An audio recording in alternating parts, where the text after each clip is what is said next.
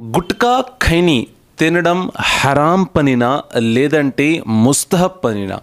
Cigarette తాగడం మంచి పనా లేదంటే చెడ్డ పనా? లేదంటే ఇస్లాం దీని గురించి ఏమని తెలియజేస్తుంది? సోదరులారా, సోదర మహాశివులారా, ఈ యొక్క వీడియోలో దీని గురించి స్పష్టంగా నాలెడ్జ్ అయితే మనం గెయిన్ చేద్దాం. సోదరులారా, నేడు సైన్స్ ఏమని తెలియజేస్తుందంటే ఎక్కువగా సిగరెట్ తాగడం వలన క్యాన్సర్ వస్తుంది, గుట్కా ఖైనీ ఎక్కువగా సేవించడం వలన ఆరోగ్యం దెబ్బతిని మనిషి చావుకి దగ్గర అవుతా ఉంటాడు. సోదరులారా, సోదరిమణులారా, ఇస్లాం ఇదే మాట 1400 సంవత్సరాల క్రితమే తెలియజేసింది. అది ఏమిటంటే ఇస్లాం ముందుగానే మద్యాన్ని హరాం చేసింది.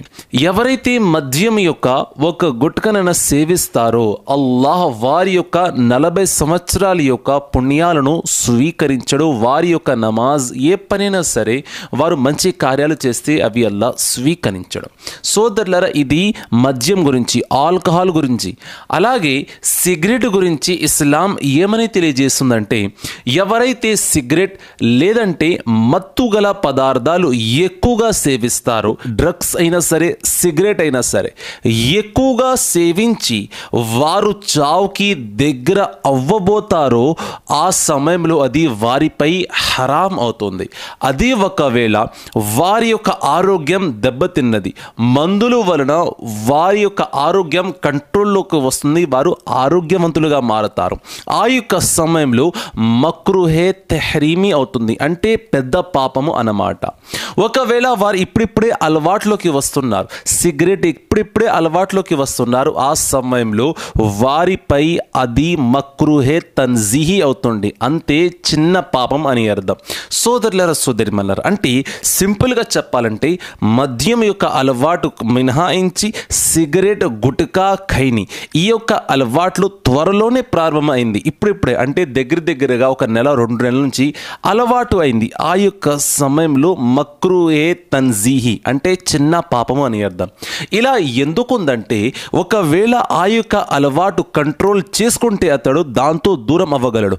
అదే ఒకవేళ కంట్రోల్ చేసుకోకుండా అతడు ముందుకు వెళ్తే అతడు మక్రూహే తెహ్రీమీలోకి వచ్చేస్తాడు, అంటే పెద్ద పాపము. సోదరులారా, సిగరెట్ తాగడం వలన కూడా పాపము లభిస్తుంది.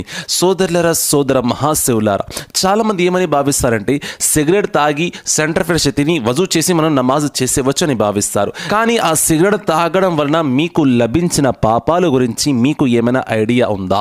అల్లాహు అక్బర్. కావున సోదరులారా, ముందుగానే పెద్ద పాపం నుండి దూరం అవ్వే ముందు మీరు చిన్న పాపంతో దూరం అయిపోండి. ఇన్షా అల్లాహ్ ఈ యొక్క అలవాట్లతో మీరు దూరంగా ఉంటారు.